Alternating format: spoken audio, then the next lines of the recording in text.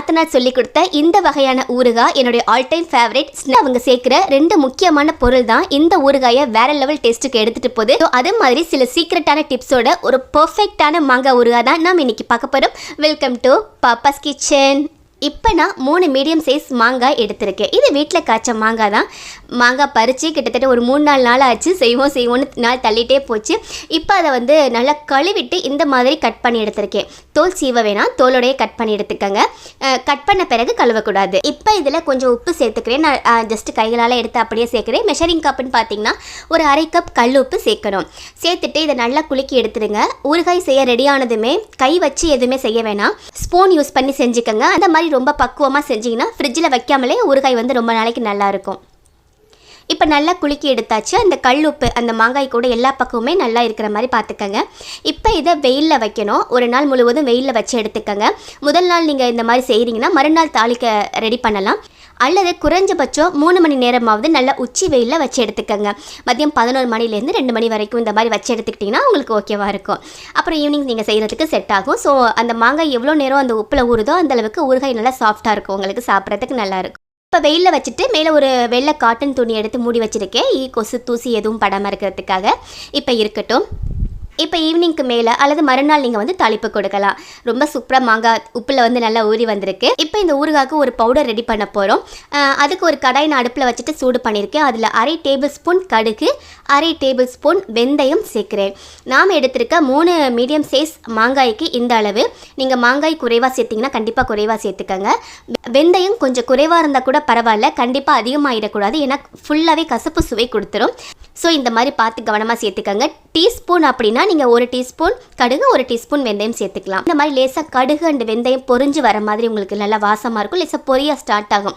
அப்போ இதை அப்படியே எடுத்து ஒரு பவுலுக்கு மாற்றிடுங்க. இப்போ ரெடியாக இருக்குது. இப்போ இதுலேயே நம்ம வரமிளகாய், சிவப்பு மிளகாவும் வறுத்து எடுத்துக்க போகிறோம். ஒரு 10 மிளகாய் நான் எடுத்திருக்கேன். எங்கள் காரத்துக்கு தகுந்த மாதிரி எடுத்திருக்கேன். உங்களுக்கு நல்லா காரம் வேணும்னா நீங்கள் நிறையா கூட சேர்த்துக்கலாம். ஸோ அதையும் இந்த மாதிரி நல்லா வறுத்து எடுத்துக்கங்க. பாருங்கள், இந்த மாதிரி நல்லா வறுத்து எடுத்தாச்சு. பாருங்கள், இந்த மாதிரி மிளகாயும் நல்லா வறுப்பட்டு வாசம் வர ஆரம்பிச்சிருச்சு. இப்போ இதையுமே நம்ம கடுகு வெந்தயம் வறுத்து வச்சுருந்தோம்ல அதே பவுலில் நான் சேர்த்துடுறேன். சேர்த்துட்டு அதே கடாயை அடுப்பில் வச்சுட்டு ஆயில் சேர்த்துருங்க. ஆயில் சூடாகிட்டு இருக்கட்டும். நான் நல்லெண்ணெய் தான் சேர்க்குறேன். கிட்டத்தட்ட ஒரு 3/4 கப் அளவுக்கு நான் சேர்த்துருக்கேன். இப்போ ஆயில் நல்லா சூடாகிட்டு இருக்கட்டும். அதுக்கடையில் நம்ம வறுத்து எடுத்த கடுகு வெந்தயம் மிளகாய் இருக்குல்ல, அது எல்லாத்தையும் ஒரு மிக்ஸி ஜாரில் சேர்த்து அரைச்சி எடுத்துக்கலாம். தனித்தனியாக சேர்த்து அரைச்சி எடுப்பாங்க, நான் ஒன்றாவே சேர்த்துறேன், எப்படியா இருந்தால் என்ன அப்படிங்கிறதுக்காக. ஸோ இந்த மாதிரி சேர்த்துட்டு இந்த அளவுக்கு ஒரு 90-95% நல்லா அரைப்பட்டு வந்திருக்கும். இப்படி அரைச்சி எடுத்துக்கோங்க. இப்போ நம்ம ஆயிலில் சேர்த்து தான் நம்ம கலக்கணும். ஸோ நான் மாங்காய் கூடயே நான் சேர்த்துக்கிறேன். சேர்த்துட்டு அந்த மாங்காய் கலந்து வச்சோம்ல உப்பில், அதிலேருந்து ஒரு 3-4 டேபிள் ஸ்பூன் அளவுக்கு மிக்ஸி ஜாரில் எடுத்து சேர்த்துக்கங்க. நம்ம அரைச்சி சேர்க்க போகிறோம். ஸோ அதனால் ஒரு 3 ஸ்பூன் அளவுக்கு மாங்காய் எடுத்துகிட்டு மிக்ஸி ஜாரில் சேர்த்துக்கிறேன். கூடவே இதில் வந்து பூண்டு பற்கள், உங்களுக்கு பூண்டு ஃப்ளேவர் ஹெவியாக பிடிக்கும்னா ஒரு 15-20 கூட நீங்கள் சேர்த்துக்கலாம். பட் நான் சின்ன பூண்டு பற்கள்லேருந்து ஒரு 7-10 பூண்டு பற்கள் தான் எடுத்துருந்தேன். அதை சேர்த்துட்டு தண்ணீர் சேர்க்காமல் அரைச்சி எடுத்துக்கோங்க. இந்த மாதிரி இந்த மாங்காய் அண்ட் பூண்டு விழுது ரொம்ப ரொம்ப முக்கியமான ஒரு சீக்ரெட்டான ஒரு மெத்தட்னு கூட சொல்லலாம். இன்னொரு மெத்தட் இருக்குது, அதையும் நீங்கள் பார்க்க போகிறீங்க. இப்போ ரெடியாக இருக்குது. இப்போ அந்த மாங்காயில் நம்ம வந்து மிளகாய் கடுகு வெந்தயம்னு அரைச்சி சேர்த்துருந்தோம்ல, அது கூடவே வந்து பெருங்காயத்தூளையும் நான் சேர்த்து வச்சுக்க போகிறேன். ஒரு 1/2 டீஸ்பூன் அளவுக்கு சேர்த்துக்கலாம். கட்டி பெருங்காயம் இருந்ததுன்னா இன்னும் நல்லா வாசமாக இருக்கும்.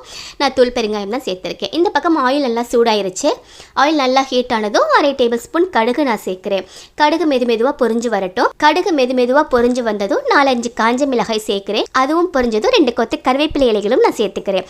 நல்லா பொரிய விட்டுருங்க. இது எல்லாமே நல்லா பொரிஞ்சு அமர்ந்து வந்த பிறகு நம்ம அரைச்சி எடுத்த அந்த மாங்காய் பூண்டு விழுது இருக்குல்ல, அதை இதில் சேர்த்துருங்க. நம்ம நார்மலாக செய்கிற மாங்காய் ஊறுகாயை விட இந்த மாதிரி விழுது மாதிரி அரைச்சிட்டு சேர்க்குறது அவ்வளோ டேஸ்ட்டாக இருக்கும். இந்த மாதிரி ஆயிலில் சில நிமிஷம் நல்லா கலந்துட்டு இப்போ மிளகாய் தூள் கொஞ்சம் சேர்த்துக்கலாம். நம்ம ஏற்கனவே அரைச்சி சேர்த்துருக்கோம். ஸோ இப்போ கொஞ்சம் தேவையான அளவுக்கு சேர்த்துக்கலாம். நான் கலரும் வேணும் அப்படிங்கிறதுக்காக காஷ்மீரி மிளகாய் தூள் சேர்க்குறேன். நீங்கள் நார்மல் மிளகாய் தூள் கூட சேர்த்துக்கலாம். சேர்த்துட்டு கொஞ்சமாக லேசாக கலந்து விட்டுக்கோங்க. மிளகாய் தூள் கண்டிப்பாக கரைஞ்சிடக்கூடாது. அடுப்பை குறைவான தீயில் வச்சுட்டு கலந்து விட்டுட்டு நம்ம ரெடி பண்ணி வச்சோம்ல மாங்காய் கடுகு வெந்தயம் மிளகாய் சேர்ந்த பொடி பெருங்காயத்தூள் எல்லாம் சேர்த்து வச்சுருந்தோம்ல, அதை இப்போ அப்படியே சேர்த்துருங்க. சேர்த்துட்டு மெதுவாக கலந்து விடுங்க. அடுப்பு குறைவான தீயில் இருக்குது. அந்த பெருங்காயம் நம்ம அரைச்ச கடுகு வெந்தய பொடி எல்லாத்தையும் நீங்கள் ஆயிலையும் ஃப்ரை பண்ணலாம். ஒரு சில நேரம் ஆயில் ரொம்ப ஹீட் ஆயிடுச்சுன்னா கரைஞ்சி போயிடும். ஸோ பிகினர்ஸ் புதுசாக செய்கிறீங்க அல்லது அவசரத்தில் செய்யும் போது ஆயில் ரொம்ப சூடாக இருந்துச்சு கரைஞ்சிருச்சுன்னா மொத்தமாக கசப்பு சுவை கொடுத்துரும். அதனால் நான் மாங்காய் கூட சேர்த்துட்டு இந்த மாதிரி சேர்க்குறேன். இப்போ வந்து உங்களுக்கு சட்டுன்னு கரைஞ்சி போகாது, ஒன்றா சேர்ந்து வந்துடும். இப்போ இந்தளவுக்கு நல்லா மேஷ் பண்ண மாதிரி அமுத்தி விட்டு நல்லா கலந்து விடுங்க. அப்போ தான் அந்த மாங்காய் வந்து நல்லா மேஷ் ஆகி வரும். அப்படி தனித்தனியாக முழுசாக இல்லாமல் உங்களுக்கு நல்லா மேஷ் ஆகி வரும். ஸோ அந்த ஆயிலே கொஞ்சம் கலந்து விடுங்க.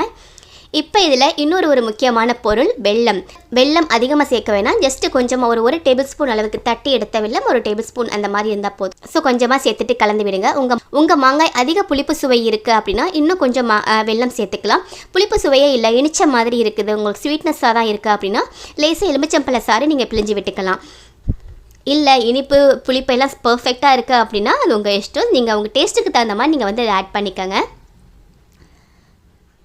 இந்த மாதிரி கலந்து விடுங்க. காரம் உப்பெல்லாம் கரெக்டாக இருக்கா இந்த ஸ்டேஜில் செக் பண்ணிவிட்டு மறுபடியும் தேவைப்பட்டால் கூட நீங்கள் சேர்த்துக்கலாம். இந்த ஸ்டேஜ்லேயே சேர்த்துருங்க. இப்படியே அடுப்பில் ஒரு 5 நிமிஷம் மட்டும் லேசாக அந்த இருக்கட்டும். ஆயில் ரொம்ப ட்ரையாக இருக்கிற மாதிரி ஃபீல் ஆனிச்சுன்னா மறுபடியும் நீங்கள் நல்லெண்ணெய் சேர்த்துக்கலாம். ரொம்ப ஆயில் ரொம்ப கெட்டியாக இருக்கக்கூடாது, மாங்காய் சீக்கிரம் கெட்டு போயிடும். ஆயில் ஓரளவுக்கு இருந்தால் தான் மாங்காய் கெட்டு போகாது.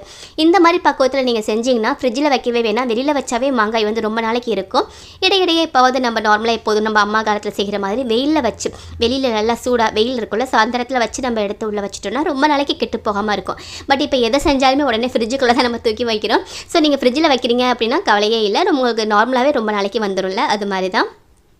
இப்போ பாருங்கள், ஒரு 5 நிமிஷம் நல்லா அடுப்புலேயே வச்சு கலந்தாச்சு. அந்த மாங்காய் நல்லா பைனாகி வந்திருக்கு. ரொம்ப சூப்பராக டெம்டிங்காக இருக்குது. அவ்வளோதான், ரொம்ப சூப்பரான மாங்காய் ஊறுகாய் அவ்வளோ அருமையாக ரெடி ஆயிடுச்சு. நம்ம மாங்காய் அண்டு பூண்டு விழுதெல்லாம் அரைச்சி சேர்த்ததால் மாங்காய் அந்த முழுசாக உள்ளது மட்டும் இல்லை, தனியாகவே உங்களுக்கு அந்த ஆயில் கூட சேர்ந்து அவ்வளோ டேஸ்ட்டாக இருக்கும். சேர்த்து சாப்பிடும்போது பாருங்கள் எவ்வளோ டெம்டிங்காக இருக்குது அப்படின்னு. அந்த வெல்லம் சேர்த்துருக்கதால லேசான இனிப்பு சுவை, அந்த புளிப்பு உரைப்பு உப்பு அப்படின்ட்டு நார்மல் ஊறுகாய் மாதிரி இல்லாமல் வேறு லெவல் டேஸ்ட்டில் இருக்கும். இதை நீங்கள் எல்லாத்துக்குமே சாப்பிட்லாம். பிரியாணிக்கு கூட வந்து சிலர் ஊறுகாய் கேட்பாங்கல்ல, அப்போ நார்மல் ஊறுகாயை விட இந்த மெத்தடில் செய்கிற ஊறுகாய் வந்து ரொம்ப சூட்டபுளாக இருக்கும். நான்வெஜ் எல்லாத்துக்குமே சாப்பிட்ற மாதிரி இருக்கும். இது நீங்கள் எப்போது செய்கிற நார்மல் ஊறுகாய் மாதிரி இருக்காது, ரொம்ப டேஸ்ட்டாக இருக்கும். ஏன்னா ஊறுகாயை பிடிக்காத எனக்கே ரொம்ப பிடிச்ச ஒரு மெத்தட் அப்படின்னா இந்த ஊறுகாய் மட்டும்தான். வேறு எந்த வகையான ஊறுகாயை நான் சாப்பிட்ருக்க மாட்டேன். நம்ம சேனலில் தொடர்ந்து பார்க்குற சப்ஸ்கிரைபர்ஸ் எல்லாருக்கும் தெரியும், என்னுடைய ரெசிப்பியில் வந்து என்னுடைய லஞ்ச் பிளேட் இதெல்லாம் பார்த்தீங்கன்னா ஊறுகாய் கண்டிப்பாக இருக்காது. பட் இந்த மெத்தட் ஊறுகாய் என்னுடைய ஆல் டைம் ஃபேவரட். ஸோ கண்டிப்பாக ட்ரை பண்ணி பாருங்கள். ஸோ மிஸ் பண்ணாமல் நீங்களும் இந்த சூப்பரான மாங்காய் ஊறுகாய் வீட்டில் செஞ்சு பார்த்துட்டு எப்படி இருக்குன்னு கமெண்ட்டில் சொல்லுங்கள். நான் சொன்ன ரெசிபி பிடிச்சிருந்தா லைக் பண்ணி ஷேர் பண்ணுங்கள், மறக்காமல் சப்ஸ்கிரைப் பண்ணுங்கள். தேங்க்யூ.